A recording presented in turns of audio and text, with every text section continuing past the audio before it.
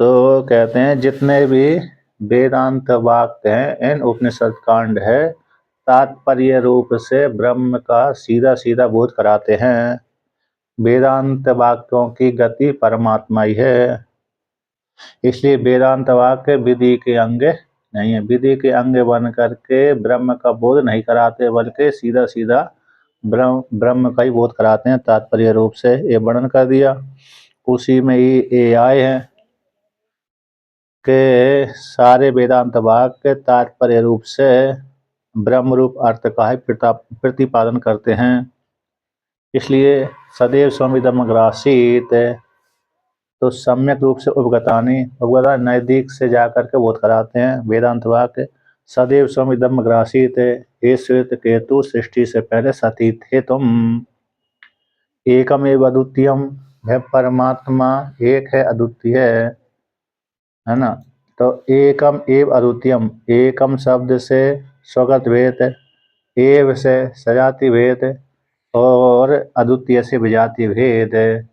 स्वगत सजातीय विजातीय भेद से रहित परमात्मा एक है। आत्मा व इदम एक एव अग्रे आसीत, आत्मा ही आत्मा वही वायनि व्यय, इदम एकम एव अग्रे सृष्टि से पहले ये आत्मा है, जो आत्मा है एक ही थी। एकम एक एव अग्रे आसीत, एक ही थी। सृष्टि से पहले आत्मा एक ही थी। जो दृश्यमान जगत दिख रहा है सब कुछ आत्मा ही था, आत्मा से इतर कुछ था ही नहीं। इस प्रकार से वर्णन किया। ऐत्रेय उपनिषद का भी वर्णन कर दिया। अब और दूसरी श्रुतियों को लेकर कहते हैं तद 143 नंबर पृष्ठ पे तो कहते हैं तद एतत् ब्रह्म अपूर्वम अनपरम अनंतरम अबाह्यम, अयम आत्मा ब्रह्म सर्वानुभूः, ब्रह्म एव इदम अमृतम पुरस्ताद इत्यादि वाक्यानि। तो इत्यादि जो वाक्य हैं तात्पर्य रूप से ब्रह्म का ही बोध कराते हैं। तद एतद ब्रह्म, तद एतद जो ब्रह्म है कैसे कारण से रहित है। पूर्व यानी कारण, तो अपर यानी कार्य, तो कारण कार्य से रहित है। और अंतर यानी भीतर, नान्तरिति अनंतर, भीतर नहीं है। बाह्यम यानी भाई, ना भाई थी भाई, तो भाई भीतर से रहित है। बाहर भी नहीं है भीतर भी नहीं, बाहर भी है भीतर भी है, सभी जगह है। ऐसे आकाश बाहर भीतर से रहित यानी दोनों जगह ही है। वो कार्य कारण से रहित है परमात्मा। अयम आत्मा है जो आत्मा ब्रह्म है कैसा है, सर्वानुभू, सभी का अनुभव करने वाला है, चिन्मात्र स्वरूप है। तो सर्वानुभू शब्द का अर्थ किया है टीका में के चिन्मात्र है। ये परमात्मा कैसे चिन्मात्र है, इस प्रकार से वर्णन किया। कहते हैं ब्रह्म एव इदम अमृतम, इदम अमृतम प्रस्ताद, सृष्टि से पहले सब कुछ ब्रह्म ही था। ब्रह्म एव ब्रह्म ही था, इदम अमृतम है अमृत स्वरूप था। कैसे पुरस्ताद पूर्व में, इन सृष्टि से पहले ब्रह्म ही था। इस प्रकार से वर्णन किया। अब इत्यादि वाक्यानि, ये सारे वाक्य कैसे परमात्मा का ही बोध कराते हैं। अब इसमें जो पूर्व अधिकरण में आया था कि 6 लिंगों के माध्यम से, कितने लिंगों के माध्यम से, 6 लिंगों के माध्यम से परमात्मा का ही बोध कराते हैं सारे वेदांत वाक्य। तो एक श्लोक आया था 142 नंबर पृष्ठ की टिप्पणी में है, हिंदी की टीका में, हिंदी में, उपक्रम उपसंगारा, उपक्रम उपसंगारो अभ्यासो अपूर्वता फलम अर्थवाद उपपत्ति च लिंगम तात्पर्य निर्णय। तो यहाँ पर उपक्रम, जिसका उपक्रम किया गया हो और उसी का उपसंहार है। जिसका उपक्रम करेंगे उसी का उपसंहार करना पड़ेगी। उपक्रम किसी दूसरे का कर दिया और संहार दूसरे करेंगे तो गड़बड़ हो जाती है। इसी जिसका उपक्रम किया उसी का उपसंहार है। ये दोनों एक हो गए, उपक्रम और संहार एक हो जाता है। अभ्यास बार बार उसी का चिंतन, अपूर्वता दूसरे प्रमाणों के द्वारा जिसका प्रतिपादन न किया गया हो। फलम, इस जिसका उपक्रम किया गया बताया गया उसका कोई ना कोई फल। अर्थवाद यानी अर्थवादी स्तुति, उपपत्ति यानी युक्तियाँ, इनके माध्यम से निर्णय किया जाता है। 6 लिंगों के माध्यम से किसी पदार्थ का वेदांत में निर्णय किया जाता है। इसलिए 143 नंबर पृष्ठ पे छांदोग्य उपनिषद को निमित्त बना करके इसको 6 लिंगों को दिखलाया गया है। तो पहली पंक्ति है टीका में, उद्दालक ने पुत्र को कहा था। उद्दालक नाम के जो ऋषि हुए हैं उन्होंने अपने पुत्र श्वेतकेतु को कहा था। क्या कहा था कि हे सौम्य, हे प्रिय दर्शन, इदम सर्वम जगत अग्रे उत्पत्ति प्राक काले सत है। जो जगत दिख रहा है सृष्टि से पहले सती था, यानी अबादितम, बाद से रहित ब्रह्म एवं आसित ब्रह्म ही था। जो दृश्यमान जगत दिख रहा है और तुम भी दिख रहे हो, सृष्टि से पहले तुम सती थे, यानी ब्रह्म ही थे। तो ये कार्य के द्वारा जगत की प्रत्यक्ष सत्ता का निषेध कर दिया गया। एवकार के द्वारा जगत की जो प्रत्यक्ष सत्ता है, यानी जगत, लोग के सामान्य रूप से कहते हैं कि जगत है तो ब्रह्म जीवात्मा अलग है और जगत अलग है। तो जो प्रत्यक्ष सत्ता दिख रही है जगत की, पेड़ पौधे आदि दिख रहे हैं, वृक्ष दिख रहे हैं, पर्वत नदियां आदि दिखती रहती है हमेशा। तो ये जो प्रत्यक्ष सत्ता दिख रही है जीवात्मा से, ब्रह्म रूप आत्मा से प्रत्यक्ष सत्ता दिख रही है, उसका यहाँ पर एवकार के द्वारा खंडन कर दिया कि एवकार के द्वारा जगत की जो प्रत्यक्ष सत्ता यहाँ पर निषेध कर दिया गया। यानी सदैव सत ही थे, सत ही था। इदम अग्रे, सृष्टि से पहले तुम सत ही थे, वो ब्रह्म ही था। तो इसलिए तो प्रत्यक्ष सत्ता का निषेध कर दिया। सतः सजातीय विजातीय स्वगत भेद निराशार्थम। तो यहाँ पर कहते हैं सत्य से, सत्य का, सजातीय, सजातीय किसको कहते हैं? जैसे एक ही जाति वाले हैं, सजातीय विजातीय और स्वगत है। ऐसे मैं भी मनुष्य हूँ और आप भी मनुष्य हैं, है ना। मैं भी मनुष्य और आप भी मनुष्य, तो एक ही जात वाले हो गए। मनुष्यत्व, अब मनुष्यत्व में मनुष्य अलग अलग पुरुष शरीर, अलग अलग पुरुषों का शरीर, ब्राह्मण क्षत्रिय वैश्य शूद्र ले सकते हैं। अथवा एक में गोरा मनुष्य हूँ, एक दूसरा व्यक्ति काला मनुष्य है, अथवा दूसरा काला है तो अन्य अन्य दूसरे प्रकार का है। तो मनुष्यत्व में भी भेद हो जाते हैं, मनुष्य मनुष्य में। तो सजातीय हो गया। विजातीय, तो विजातीय का अर्थ हो गया मनुष्य और वृक्ष आदि, विजातीय हो गए। स्वगत, एक ही शरीर में भेद है, हाथ पैर को लेकर के, हाथ अलग हो गए, पैर अलग हो गए और मुख आदि अलग हो गए। तो स्वगत सगत सुजह सजातीय विजातीय स्वगत भेद को खंडन करने के लिए ये वाक्य आया छांदोग्य उपनिषद में। कौन सा? एकमेव अद्वितीयम, एक ही परमात्मा है, एक एव अद्वितीयम। ये 3 पद आए हैं स्वगत सजाति भेद के लिए, विजाति भेद के लिए और स्वगत भेद के लिए। एकम एवं इस प्रकार से अद्वितीय ब्रह्म का उपक्रम करके, अद्वितीय ब्रह्म का यहाँ से उपक्रम करके उपसंहार किया गया है। किस वाक्य के द्वारा? सदैव सौम्यतम अग्र आसीत एकम एवं अद्वितीयम, इस वाक्य को लेकर उपक्रम कर दिया था। फिर उपसंहार करेंगे। उपसंहार किया 6, 8, 7 के द्वारा, एतद आत्म इदम सर्वम, ये सब कुछ आत्म ही है, इस वाक्य के द्वारा उपसंहार कर दिया। तो जिसका उपक्रम किया सदैव सौम्यतम अग्र आसीत, उसी का उपसंहार कर दिया, उसी का कैसे कर दिया? उपसंहार। ठीक है ना। तो ये उपक्रम उपसंहार का लक्षण हो गया, उपक्रम उपसंहार का ये लक्षण हो गया। अब यहाँ पर कहते हैं एतद आत्म इदम सर्वम, इस वाक्य के द्वारा उपसंहार हो जाता है। और सदैव सौम्यतम अग्र आसीत एकम अद्वितीयम, यहाँ से उपक्रम हो जाता है। तो उपक्रम उपसंहार के द्वारा जिसका उपक्रम किया है उसी को उपसंहार कर दिया, सब कुछ आत्मा है। अब पहला हो गया एक लक्षण षड्लिंग का। अभ्यास दूसरा लक्षण करते हैं। तो इदम उपक्रम उपसंहार का एक रूप तात्पर्य लिंग है, दोनों का एक रूप अर्थ का बोध कराते हैं। दोनों किसको बोध कराते हैं? एक रूप का ही तात्पर्य रूप से। अब तत्वसी, तो वहां पर छांदोग्य उपनिषद में आत्मा को श्वेत केतु को बोध कराने के लिए 9 बार उपदेश किया था। तो नवकृत अभ्यासा, तो 9 बार उसको क्या किया? श्वेत केतु को उपदेश किया था कि तुम ही हो, हे श्वेत केतु, है तुम ही हो, तत्वमसि सा आत्मा, तत्वमसि सा आत्मा। ऐसी 9 बार उपदेश किया था। तो अभ्यास हो गया। तो दूसरा लिंग हो गया। तो रूपादिहीन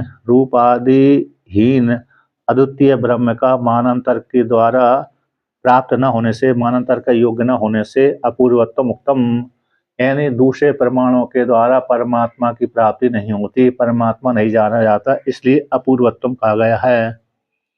अपूर्वत्वम कहा गया है। अपूर्वत्वम पूर्वन किसी दूसरे प्रमाण के द्वारा भी जाना जा सकता है परमात्मा नहीं, कहते हैं दूसरे प्रत्यक्ष आदि प्रमाणों के द्वारा परमात्मा का ज्ञान नहीं होता, इसलिए अपूर्वत्वम के तीसरा लिंग कह दिया। तो अत्र बाबा किल तत् सौम्य न निभाल ऐसे, तो यहाँ पर कहते हैं कि इस विषय में, आत्मा के विषय में, यद्यपि परमात्मा है, विद्यमान है, फिर भी वो दिखता नहीं है। जैसे दृष्टांत दिया, जैसे नमक का ढेला को जल में डुबो दिया जाए, नमक के ढेले को जल में प्रक्षेप कर दिया जाए, तो जब प्रक्षेप कर दिया तो नमक का जो ढेला है जल में घुल जाता है, यद्यपि उसमें नमक है फिर भी दिख नहीं रहा। उसी प्रकार से आत्मा भी संगात में स्थित है, आत्मा भी संगात में स्थित होता हुआ भी संगात के कारण वो आत्मा जाना नहीं जा पाता। संघात में आवृत, संघात के द्वारा आवृत हो जाने से, यानी कालिकट संघात स्थूल शरीर सूक्ष्म शरीर में के द्वारा आवृत हो जाने से आत्मा का ज्ञान नहीं हो पाता। इसी में बुद्धि टिक जाती है, क्योंकि मन इंद्रिय बाहर को विषय कर लेती है, इसलिए अंदर को विषय नहीं कर पाती। तो संघात में स्थित जो प्रत्येक आत्मा है, उस प्रत्येक आत्मा ब्रह्म को न जानाती, इसलिए जान नहीं पाते। तो ये किसके द्वारा जानते फिर? इसके माध्यम से जानते, शास्त्र के माध्यम से। ये अपूर्वत्व हो गया। अब कहते हैं अगले 144 नंबर पृष्ठ पे, तस्य तावदेव चिरम यावत न विमुक्षसे अति संपस्से।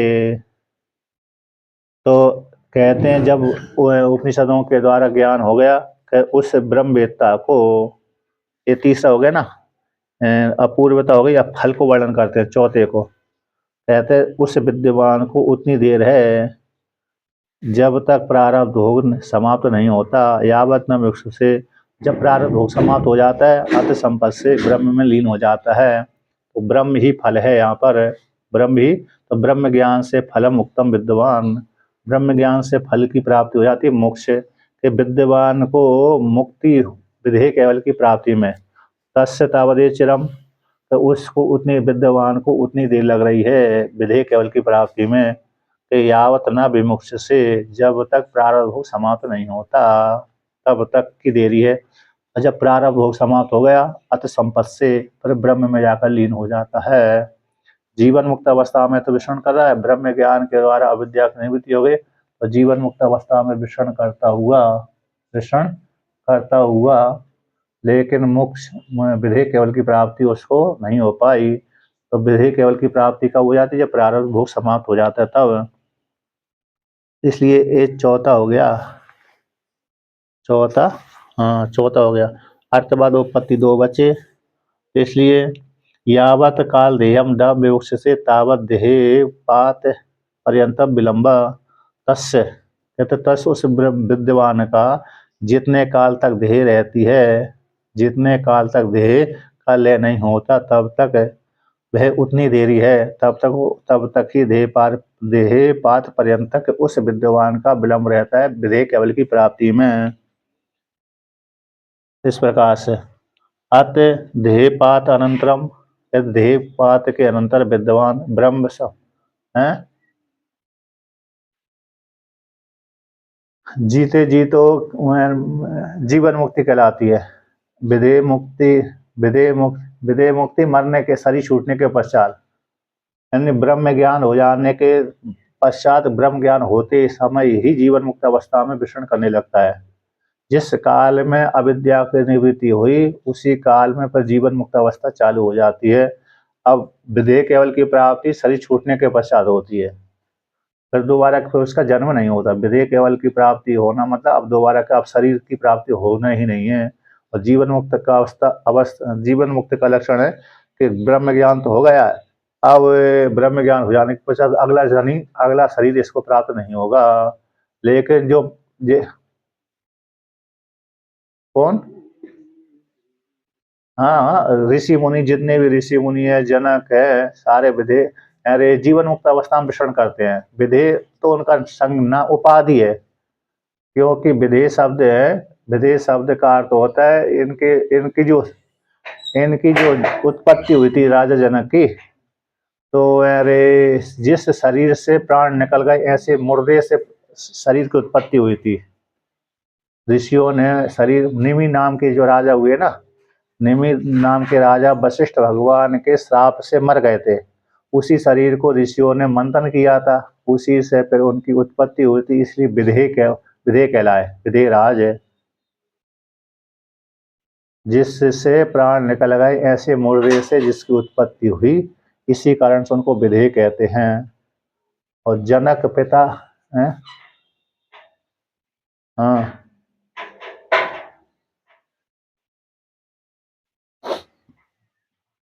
संग उपाधि चलती है वो,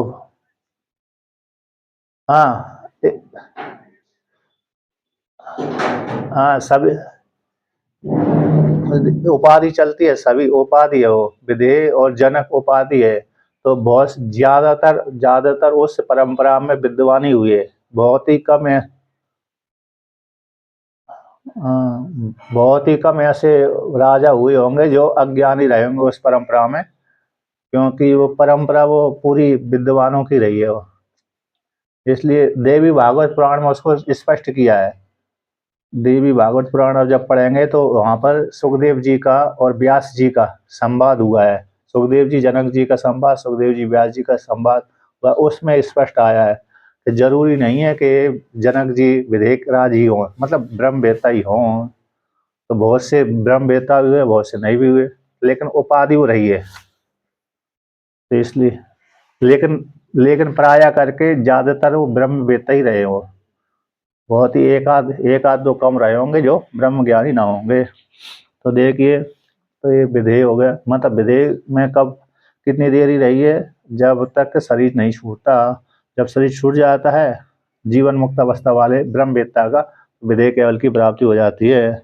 बाकी हम लोग जहाँ सामान्य व्यक्ति का शरीर छूटता है वो भी विधेय कहलाता है, लेकिन उसका जन्म होता है, क्योंकि उसका अविद्या निवृत्ति, अविद्या का नाश नहीं हुआ। तो इसलिए देहपात के अनंतर विद्वान ब्रह्म को लीन हो जाता है। विधेय कैवल्यम अनुभवती, तो विधेय केवल का अनुभव करता है। ये यहाँ तक फल का वर्णन कर दिया। अब अर्थवाद को कहते हैं, अनेन जीवन आत्मना अनुप्रवश्या इत्यादि वाक्य के द्वारा अद्वितीय ज्ञान के लिए, ज्ञानार्थक ज्ञान के लिए अर्थवाद वाक्य है कि परमात्मा ने जीव रूप से शरीर के भीतर आत्मा, शरीर जीवात्मा रूप से प्रवेश किया शरीर के भीतर, मूर्धा को भेदन करके, मूर्धा को भेदन करके। अतः प्राण कहाँ से प्रवेश करता है, जीवात्मा कहाँ से प्रवेश करता है, तो इसमें दो जगह आते हैं। तैतृय उपनिषद में आता है, ऐतृय उपनिषद में, तो मूर्धानम विभद्य, तो मतलब प्राप्ति का साधन है। जैसे जैसे अरे जब जीवात्मा प्राण प्रवेश करेगा तो पैर के अंगूठे से, पैर के अंगूठे के नख के छिद्र से प्रवेश करता है। ये प्राण का प्रवेश द्वार कहलाता है। पैर का जो अंगूठा है ना हमारा, तो वहां पर है, उससे प्रवेश करता है प्राण। और ईश्वर रूप जो जीवात्मा है मूर्धा को भेदन करके, मतलब इसका तात्पर्य है कि अरे मूर्धा को भेदन करने के मतलब इस प्रकार से परमात्मा रूप जीवात्मा, जीवात्मा रूप परमात्मा मूर्धा को भेदन करके उत्क्रमण करता है। चिंतन का विचार आया है, चिंतन का। वैसे जैसे ईश्वर ने कहा, विचार किया था कि मेरा नौकर जिस रास्ते से जाता है क्या मैं उसी रास्ते जाऊंगा, यदि मैं नौकर के भृत्य के रास्ते जाऊंगा तो मेरे में कोई विशेषता नहीं रहेगी। ऐसा विचार करके उसने शिव मूर्धा को भेदन करके प्रवेश कर गया।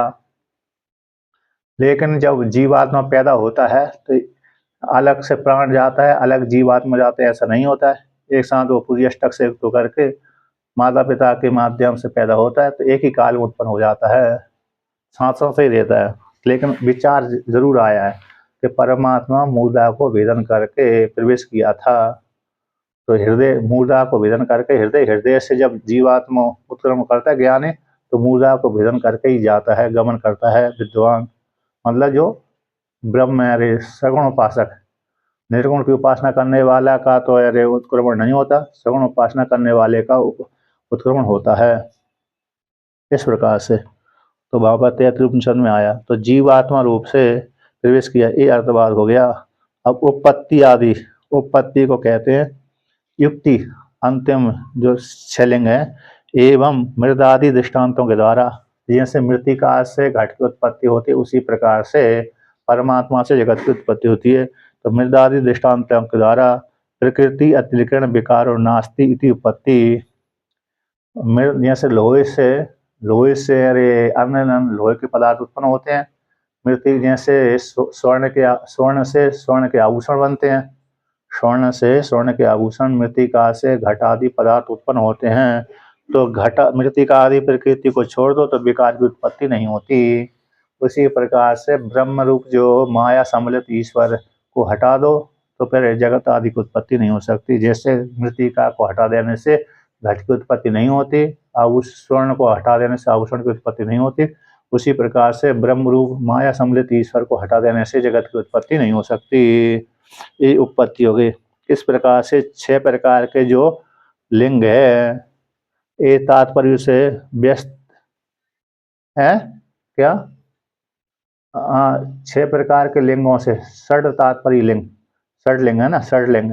तो ये ब्रह्म को बोध कराने के लिए 6 लिंग है। इन 6 लिंगों के माध्यम से जाना जाता है कि वेदांत वाक्य किस अर्थ को बोध कराते हैं। तो 6 प्रकार षड विधान है, 6 प्रकार के तात्पर्य लिंग व्यस्त रूप से और समस्त रूप से, अलग अलग, व्यस्त यानी अलग अलग और समस्त समष्टि रूप से प्रत्येक वेदांत में, प्रति वेदांत में ईशावास्य उपनिषद में, कैन उपनिषद में, कट उपनिषद में, मुंडक है, मांडूक है, ऐत्रेय में तैत्रेय, मांडूक में नहीं मान लीजिए है ना, मांडूक में इतनी विशेष नहीं है, लेकिन छांदोग्य में, बृहदारण्यक उपनिषद में सब में आते हैं। अन्य उपनिषद तो प्रति वेदांत बोल दिया। तो प्रत्येक वेदांत में दृश्यंते, तो प्रत्येक वेदांत इस प्रकार से षड तात्पर्य लिंग के माध्यम से ये जाना जाता है कि जीवात्मा, मतलब क्या जाना जाता है कि जीव परमात्मा एक ही है।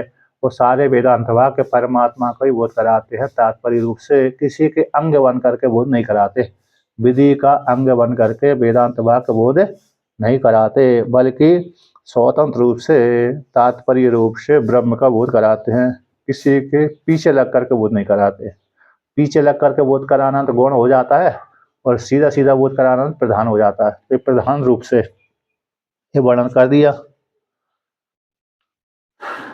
अब आगे कहते हैं, इसलिए परमात्मा ने जगत का निर्माण कैसे किया था? माया के द्वारा।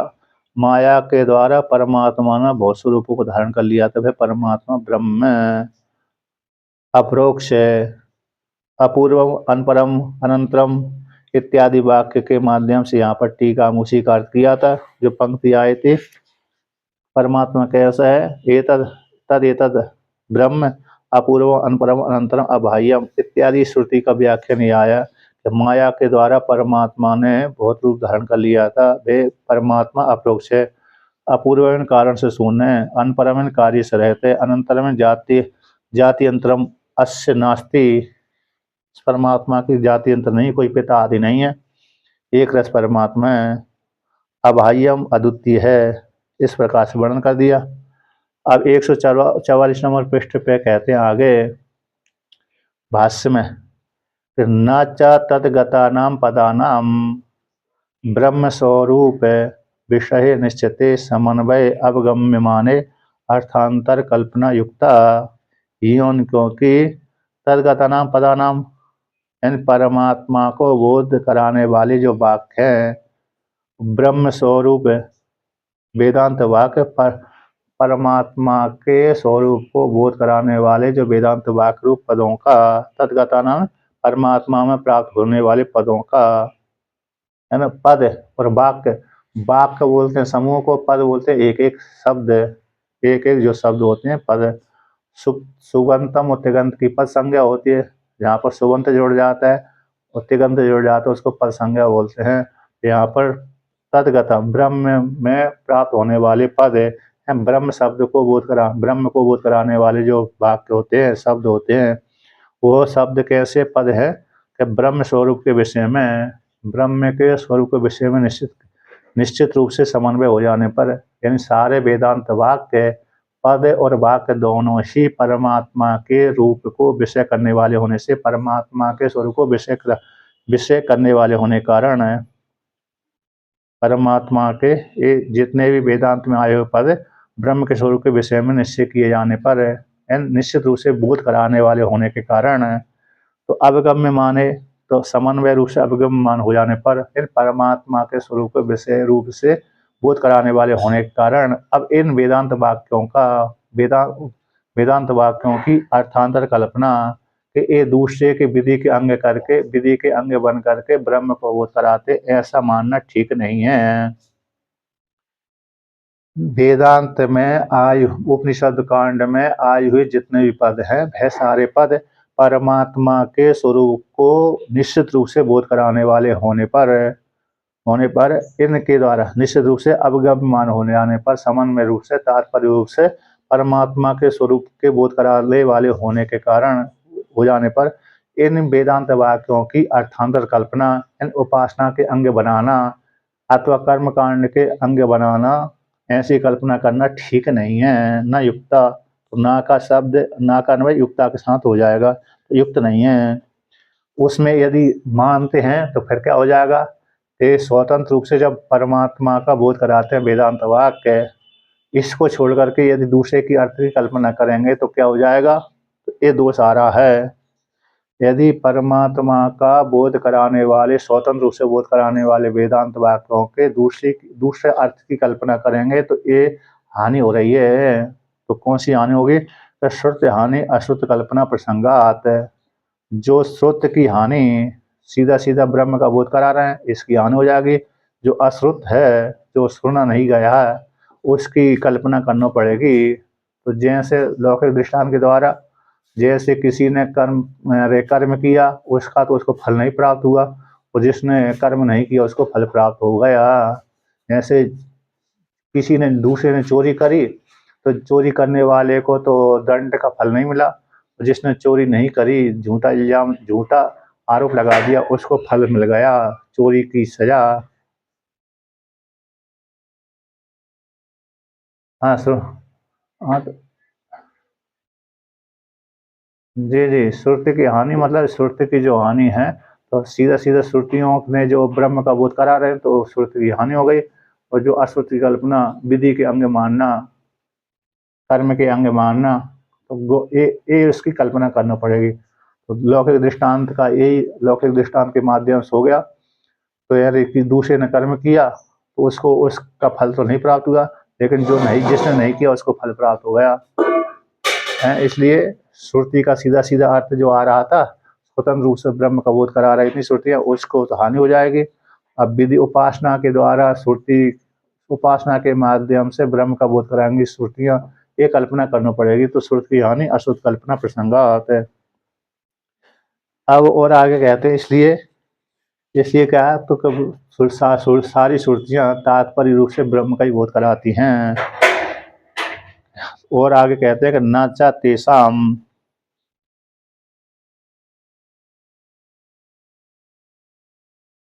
इसलिए न च, यहाँ पर कहते हैं न च, वेदांत वाक्य ना।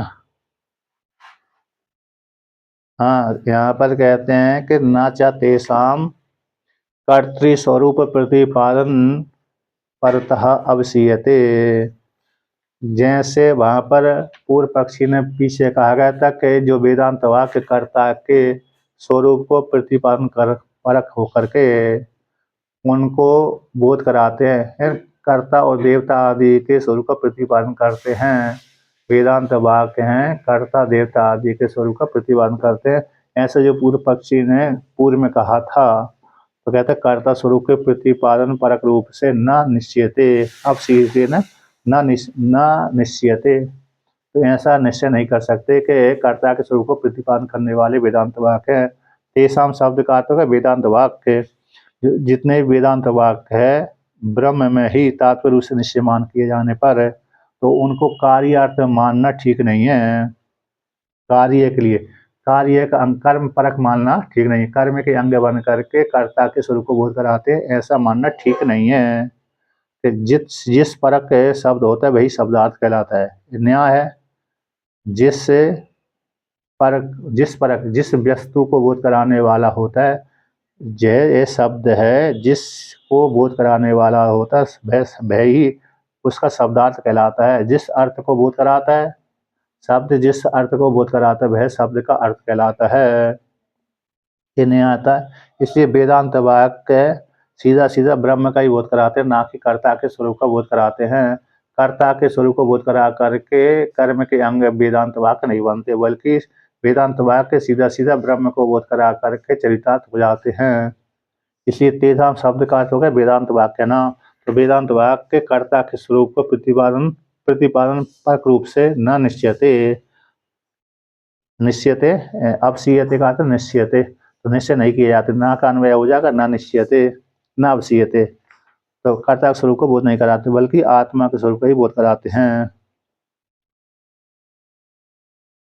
और कहते हैं और इसमें है ना, तो कैसी है वो कर्ता के प्रशंसा नहीं कर कर्ता की प्रशंसा नहीं करते बल्कि आत्मा की प्रशंसा करते हैं। वेदांत वाक्य से परमात्मा के स्वरूप को बोध कराते हैं, इसलिए कर्म के अंग नहीं बनते। वेदांत वाक्य है कर्म के अंग नहीं बनते, न कर्म न उनके साधनों का। बल्कि कैसे होते हैं, जो वेदांत वाक्य है कर्म और कर्म के साधनों का खंडन कर देते हैं।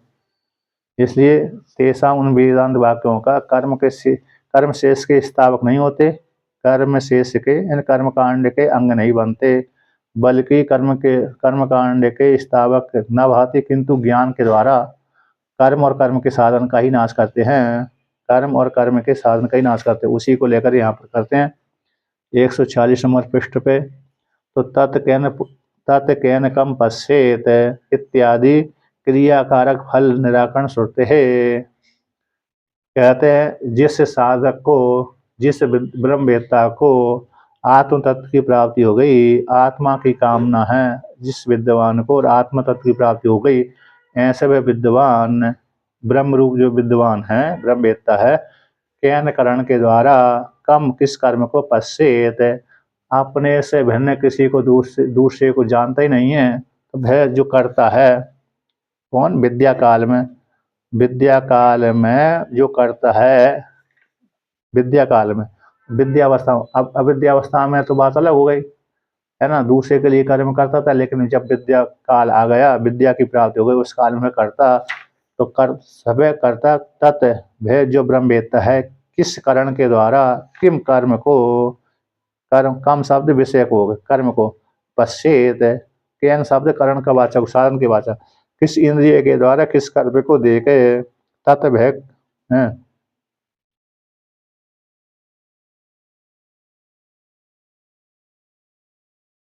कर्म करके ब्रह्म को नहीं जानते, बल्कि कर्म के द्वारा अंतःकरण की शुद्धि होकर के ज्ञान की योग्यता आ जाती है, अंतःकरण शुद्धि हो जाती है कर्म के माध्यम से। ज्ञान की उत्पत्ति के लिए कर्म में आवश्यकता है, ज्ञान की उत्पत्ति के लिए, अब फल देने के लिए फिर कर्म की आवश्यकता नहीं होती। ज्ञान के द्वारा अविद्या निवृत्ति हो गई, बस परमात्मा अभिव्यक्त हो गया। इसलिए यहाँ पर ये श्रुति है ना, बृहदारण्यक उपनिषद की श्रुति, तत्केन कम पश्येत, तत् वह कर्ता जो विद्वान है वह करता है किस कारण के द्वारा, इन साधन के द्वारा, इंद्रिय के द्वारा, कम विषयम किस विषय को देके, किस अवस्था में, विद्यावस्था में, जब उसको ब्रह्म ज्ञान हो गया उस काल में।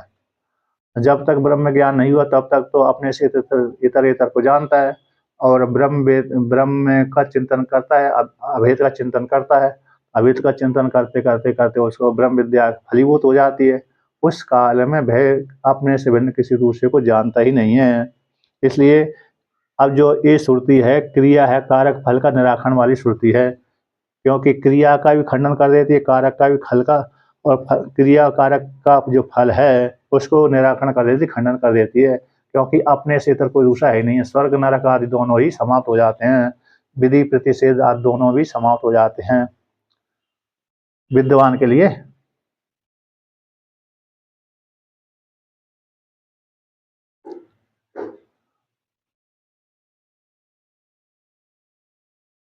ये चिंतन है, इस प्रकार से मेरा चिंतन करता हुआ व्यक्ति मुझको प्राप्त कर लेता है। सब कुछ ब्रह्म में ही देखे, सब कुछ जो है ब्रह्म ही है, ब्रह्म से इतर कुछ है ही नहीं है।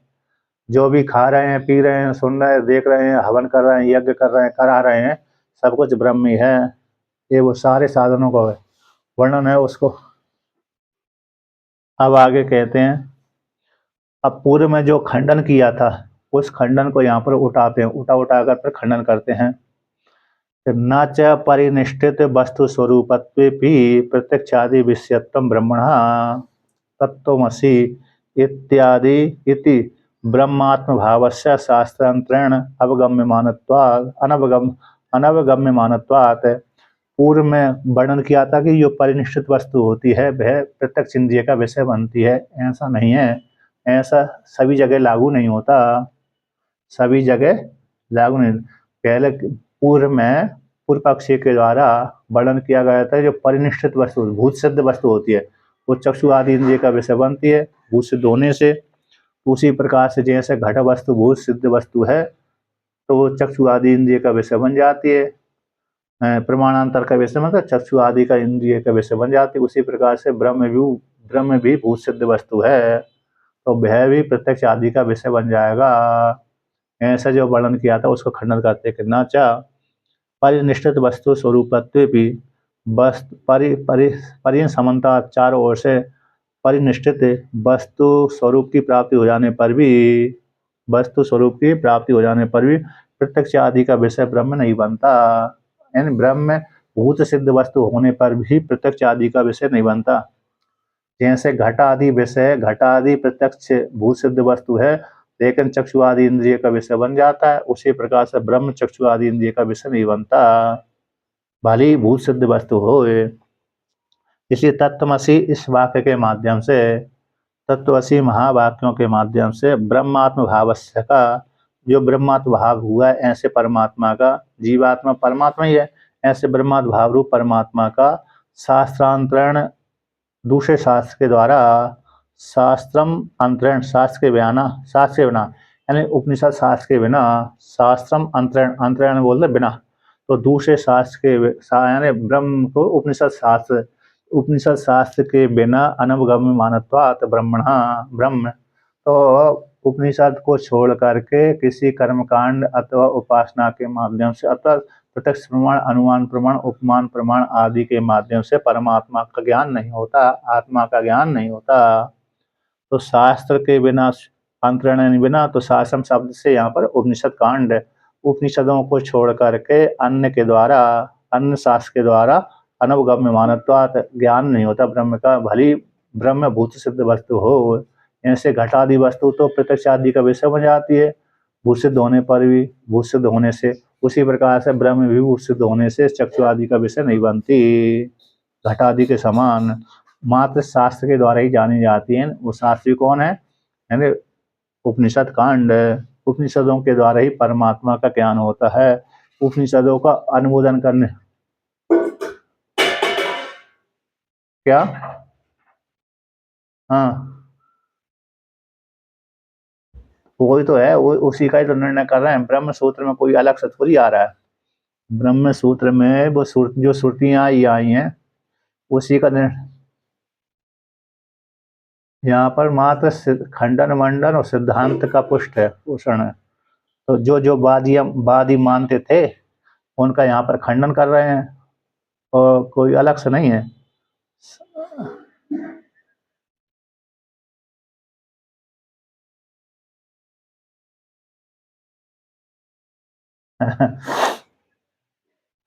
और यहाँ पर पूर्व पक्षी लंबा उठा देते हैं तो फिर वो, यहाँ पर पूर्व लंबा उठा देते वो समझ में आ जाता है, फिर बाद में खंडन आता है तो फिर खंडन आता है तो वहाँ समझ में आता है सिद्धांत आ रहा है। तो दोनों चलते हैं, बुद्धि तीक्ष्ण करने के लिए है, बुद्धि की तीव्रता के लिए, कहीं भी किसी प्रकार से जीवात्मा को संशय न हो, उसके लिए ही खंडन मंडन होता है बस। व्यक्ति की बुद्धि जल्दी है, मंडन यानी हमारे मत को पुष्ट करना, और खंडन यानी दूसरे के मत को खंडन करना, दूसरे के मत को कमजोर दिखाना और हम अपने मत को श्रेष्ठ दिखाना, यही खंडन मंडन है। ऐसे लौकिक उदाहरण दे दो, राम जी वाले कहते हैं, राम के उपासक कहते हैं राम जी श्रेष्ठ हैं, विष्णु के उपासक कहते हैं विष्णु श्रेष्ठ हैं, शिव के उपासक कहते हैं शिव श्रेष्ठ हैं। तो ये पुराणों में स्पष्ट देखा जाता है। जहाँ राम की स्तुति कर दी वहाँ राम श्रेष्ठ, जहाँ पर शिव की स्तुति कर दी वहाँ शिव श्रेष्ठ हो गए। तो एक दूसरे खंडन, जब तक दूसरे खंडन नहीं करेंगे तब तक हम अपने शास्त्र में निष्ठा नहीं बनेगी। तो निष्ठा बनाने के लिए दूसरे खंडन करना पड़ता है कि नहीं। अब इसलिए तो इसलिए खंडन मंडन, यहाँ पर खंडन मंडन किसका है, यानी नैयायिकों को, वैशेषिकों को, अरे सांख्य दर्शन का और गौतम मुनि का, मतलब कपिल मुनि के साथ, कपिल मुनि का शास्त्र का, पतंजलि ऋषि का, पूर्व मीमांसा का, और मंडन किसका, वेदांतियों का, वेदांत का। अब वेदांतियों में भी ये एक देशी हो गए, कौन हो गए, शैव मत है, वैष्णव मत है, ये एक देशी कहलाते हैं। सन्यासी मुख्य सिद्धांती हो गए, और शैव वैष्णव अन्य अन्य देवी उपासक ये एक देशी हो गए। देख देख देख लेना आपने। नहीं ममता जी देख लेना, आप वैष्णव है क्या शैव है कि नहीं, अद्वैत में प्रतिष्ठित हो जाना है। है। हाँ हाँ, खंड उसमें न्याय का ज्यादा खंडन किया है। न्याय का हर्ष, श्री हर्ष ने लिखा हुआ है। उनके पिताजी को ये इन्होंने हरा दिया था। नैयायिक हुए ना, अरे बंगाल के थे, उनका नाम क्या है, भूल ही गया। नैयायिक थे, अच्छा नाम था उनका। उस काल में उनके श्री हर्ष के पिताजी हार गए थे, तो हार गए। हाँ, उदयनाचार्य, हाँ उदयनाचार्य ने हरा दिया था। तो उसके उनके साथ साथ में जब हार गए तो, नहीं, उदयनाचार्य ने हरा दिया था श्री हर्ष के पिता को। अब हार गए, बड़े वेदांती थे, वो हार गए। उनके तर्क के आगे नहीं टिक पाए, आत्महत्या कर दी उन्होंने। पहले जब हार जाते थे तो मतलब दुखी हो जाते थे। ने वो तो कुमारिल भट्ट थे, वो हारे नहीं, वो हारे नहीं थे, वो तो जीत गए थे। वो तो ले आपने प्राश्चित किया, तो उनके कारण उनके पिता, उनके गुरु ने आत्महत्या कर ली थी। मत को स्वीकार न करने का नियम था वहां पर। जो हारेगा या तो मत स्वीकार करना पड़ेगी अथवा आत्महत्या करना पड़ेगी। तो उनके बौद्ध आचार्य ने आत्महत्या कर ली, मत को स्वीकार नहीं किया। तो उनको बोध हुआ, मतलब ग्लानि हो कि मेरे कारण मेरे गुरु जी का नाम शरीर छूट गया, आत्महत्या कर ली। तो प्राश्चित मत किया था वो तो उन्होंने। लेकिन जो श्री हर्ष के पिता ने आत्महत्या कर ली, इसलिए उसको खंडन करने के, उदयनाचार्य के मत को खंडन करने के लिए खंडन खंड कर लिखा। उन्होंने अपने पुत्र से बोला कि मेरे बदला लेना। अब जैसे बदला लेने का समय आया उससे पहले उदयनाचार्य शरीर ही छूट के चला गया, शरीर छूट गया उनका। फिर बाद में उन्होंने जो ग्रंथ रचना करी थी उस ग्रंथ का खंडन किया बस। नैयायिक थे, तो इस प्रकार से वो खंडन खंड का।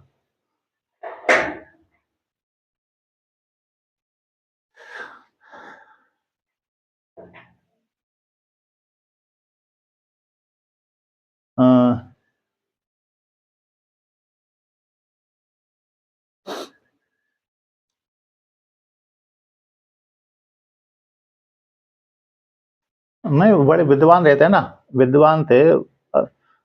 मतलब मत को अकेला पुष्ट करते हैं, बाकी सारे ईश्वर के प्रति सभी भक्ति रखते हैं। जो आस्तिक, जितने भी आस्तिक होते हैं सब ईश्वर के प्रति भक्ति रखते हैं, लेकिन मत को लेकर के एक मत में विशेष जोर लगा देते हैं, बस इतना अकेला है। बाकी सभी राम कृष्ण विष्णु आदि सबकी उपासना करते हैं। वो तो कहने के लिए द्वैतवादी होते हैं, एक होते हैं अद्वैती, है कि नहीं।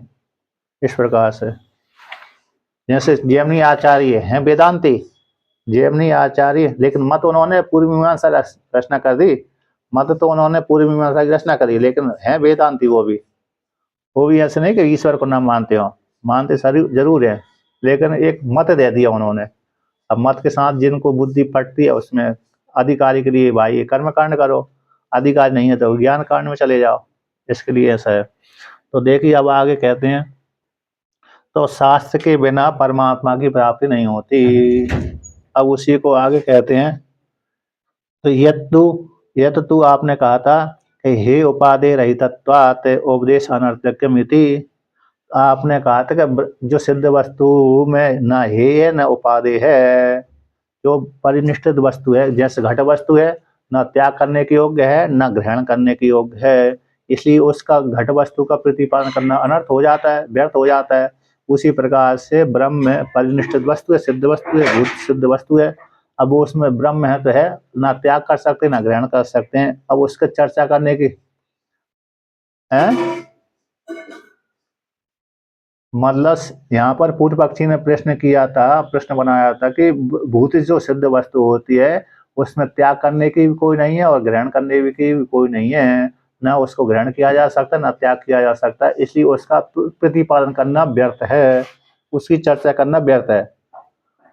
घट है, गोरा है तो गोरा है, काला है तो काला है ना, इसलिए अब उसकी चर्चा करने की क्या आवश्यकता, भाई घट ऐसा कैसा है, इसके लिए उपासना करो, ऐसा करो, इसकी उपासना करो, इसका देखो, आगे पीछे देखो, अंदर बाहर देखो, विचार करो, इसका प्रतिपादन करने की आवश्यकता नहीं है। घट के लिए भू सिद्ध वस्तु होने से ये उपादेश रहते, इस दृष्टांत को दाष्टान्त घटाते, उसी प्रकार से ब्रह्म भी भू सिद्ध वस्तु है। तो भू सिद्ध वस्तु है, घट के जैसी है, तो उसमें ग्रहण करना और त्याग करना दोनों से रहता है, इसलिए उसके विषय में चर्चा करना, उपदेश करने चर्चा करना व्यर्थ है, ऐसा पूर्व पक्षी ने पूर्व में कहा था। तो यह तो जो आपने कहा था कि परमात्मा हे उपादेश रहित होने से उपदेश उसके लिए अनर्थक है, ऐसी प्राप्ति पूर्व पक्षी के द्वारा हो जाने पर सिद्धांत कहता न ऐसा दोषा, इसमें कोई दोष है नहीं है। तो क्यों दोष नहीं है, फिर देखो इसको लेकर के 147 नंबर पृष्ठ पे आते हैं कि हे उपादेश शून्य ब्रह्मात्म अवगमाद एव सर्व क्लेश प्रणहात सर्व पुरुषार्थ सिद्धे। कहते परमात्मा कैसे, हे उपादेश शून्य, परमात्मा आत्मा हे यानी त्याग करने योग्य, हे शब्द का अर्थ त्याग है, करना, हमारे पास में जो वस्तु है उसको त्याग कर देना, उपादेन ग्रहण कर लेना, दूसरे से ले लेना, अथवा कहीं वस्तु है उसको ग्रहण कर लेना। तो हे का अर्थ होगा त्याग, उपादेय का अर्थ ग्रहण। तो हे उपादेय से शून्य जो परमात्मा है, उस परमात्मा के ज्ञान हो जाने से, ब्रह्म रूप आत्मा का ज्ञान हो जाने से, ब्रह्मात्मा अवगमात, तो ब्रह्म रूप आत्मा के ज्ञान हो जाने से ही क्या हो जाता है, संपूर्ण सर्वेन संपूर्ण क्लेश का प्रणात है। जितने भी शारीरिक मानसिक वाचिक तीन प्रकार के जो क्लेश होते हैं, शारीरिक क्लेश, मानसिक क्लेश और वाचिक क्लेश, और तीन प्रकार के जो कर्म है, संचित क्रियमाण प्रारब्ध इत्यादि, है ना, जितने भी कर्म है, संचित कोटि कर्म है, अन्य अन्य जो कर्म है, प्रारब्ध भोग के द्वारा से हो जाते हैं। और शारीरिक मानसिक जो चिंता होती हैं, तो सारे क्लेशों का अविद्या अस्मिता राग द्वेष अभिनिवेश जो पंच क्लेश है, सर्व क्लेश शब्द से 5 क्लेश ले लीजिए, अविद्या है, अस्मिता है, राग है, द्वेष, अभिनिवेश, ये पंच क्लेश आते हैं। योग सूत्र में प्रधान रूप से वर्णन किया गया है। तो ये पंच क्लेशों का नाश हो जाता है परमात्मा के ज्ञान से, इसलिए परम पुरुषार्थ की सिद्धि हो जाती है। पुरुषार्थ सिद्धि, तो पुरुषार्थ सिद्धि का अर्थ परम पुरुषार्थ मोक्ष, तो मोक्ष फल की प्राप्ति हो जाती है इस प्रकार से। इसलिए ऐसा आप नहीं कह सकते कि परमात्मा हे उपादेश रहित होने से उसका उपदेश करना व्यर्थ होगा, ऐसी बात नहीं है। हे उपादेश रहित होने पर भी आत्मा के ज्ञान हो जाने से सारे क्लेशों का नाश हो जाता है, पंच क्लेशों का नाश हो जाता है। इसलिए पुरुषार्थ की सिद्धि जो परम पुरुषार्थ मोक्ष है, 4 पुरुषार्थों के मध्य में धर्म अर्थ काम मोक्ष, तो ऐसे जो परम पुरुषार्थ मोक्ष है उस मोक्ष फल की प्राप्ति हो जाती है परमात्मा के उपदेश करने से। इसलिए आप ऐसा नहीं कह सकते कि उसको उपदेश करना व्यर्थ है, ऐसा नहीं कह सकते। इस प्रकार से वर्णन कर दिया। अब आगे वर्णन करते हैं,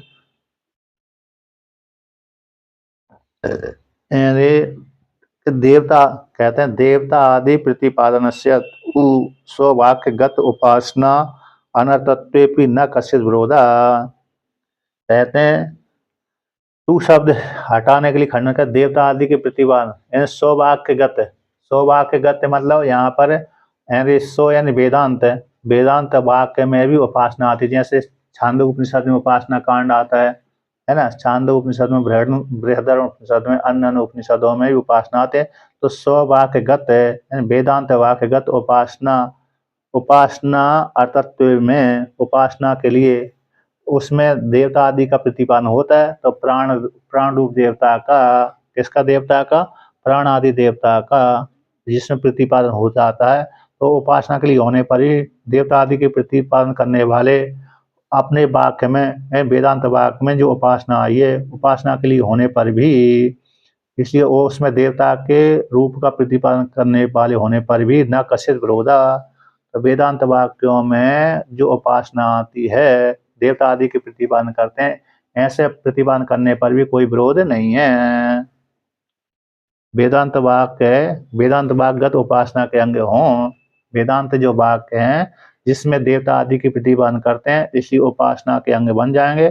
उपासना के लिए वेदांत वाक्य होने पर भी कोई विरोध नहीं है, इसमें कोई विरोध नहीं है। क्यों विरोध नहीं है? क्योंकि उपासना के माध्यम से अंतःकरण शुद्धि के माध्यम से ज्ञान की प्राप्ति, आत्मा का देवता का प्रतिपादन करते हुए उपासना के अंग वेदांत वाक्य बन जाते हैं।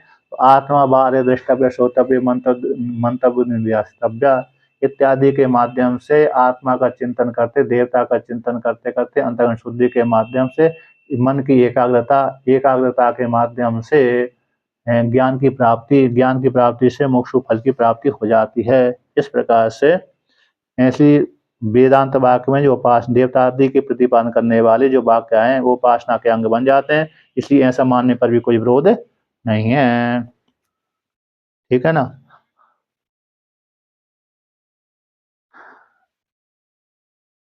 हाँ, जहाँ पर हाँ, ब्रह्म में त्याग करने और ग्रहण करने के योग्य कुछ नहीं, असंग है, कूटस्थ है। अब एक है अद्वितीय अद्वितीय है।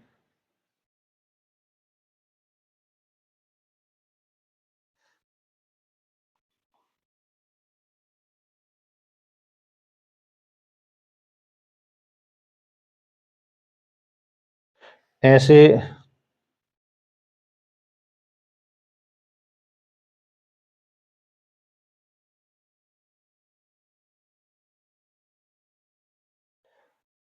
अच्छा, दूसरे यानी जो वेदांत वाक्य है सारे उपासना परक नहीं है। कुछ कुछ वेदांत वाक्य कैसे, जैसे प्राण है, पंचाग्नि विद्या है ना, प्राण है, पंचाग्नि विद्या है, इन ये उपासना परक, मधु विद्या।